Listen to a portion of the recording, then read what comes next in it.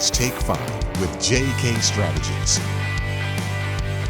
This is Jack Calvertinas, founder and principal of JK Strategies, and welcome to Take 5 with JK Strategies. And we're really happy today to be joined again by Mark Casso. Mark is president and CEO of the Construction Industry Roundtable. Mark, welcome. Thanks for having me again, Jack. Today, let's focus on how your industry, the construction industry, can help the government be more effective and cost effective with these projects. You know, we hear a lot about the infrastructure bill, and it's all about the total numbers and about whether it's going to be more focused on roads and bridges or more on transit, but really not enough talk about how these projects can be delivered effectively and the role that industry plays. So I know I'm teeing up a big question here for you, but if you could talk to us a little bit about that, that would be great. Right, that is a big question, but I think it's an important one because we're seeing unprecedented numbers across the board. I mean, the $1.2 trillion, some people say that's just the floor of the amount of money that's going to be spent.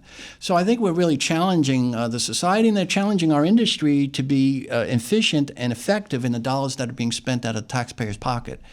Having said that, I think we also have missed the boat in some respects. We've put a lot of our eggs in this idea that we're going to tax the public to get the infrastructure they need. And that's really not the model that's worked around the world, and it's not the model that's even worked in the U.S. in the past. I think we need to broaden, first thing to say is we need to broaden the way we finance this. And one of the big issues on the table that has kind of been overlooked and not really taken advantage of over the years is the whole private equity side of the market. Talk to us a little more about that. Yeah. I mean, we talk about bonds, and that's a really valuable approach. It's kind of a toe in the water of private equity.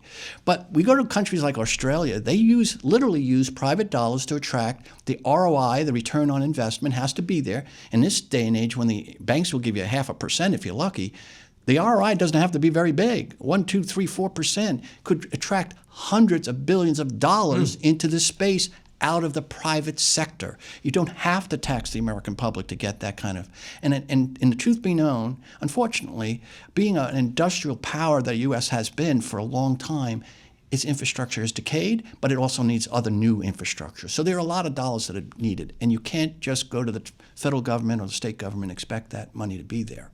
So that's the first thing I would say.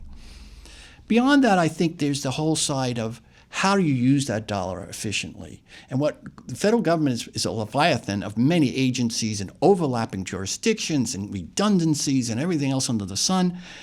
The one decision point was a really breakthrough idea where one agency would take the lead, whether it was EPA or the Corps of Engineers or some other industry, the Department of Transportation. One industry takes the lead, one industry drives this truck, one industry drives the process and the dollars, and that helps reduce some of the redundancy.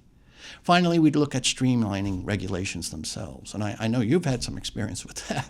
No, I'm glad we're going to talk about this because, yes, that at times that's a priority and other times it's not, but I know it can be make or break for any particular industry of how the executive branch or how state governments decide to regulate industries. No question. And I think this is important to say, this is all about good governance. It's not a matter of politics here. And so we need to spend the dollars more smartly.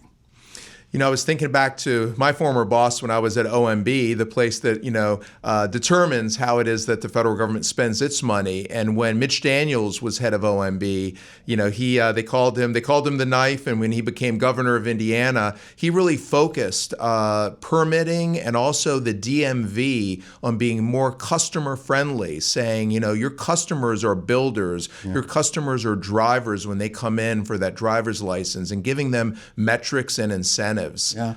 Is this something that you've seen, or I imagine you want to see more of it? Absolutely. It's music to my ears. I sent my daughter to school there at the University of Indiana, and so it's good that they were spending their money wisely because it was an expensive activity.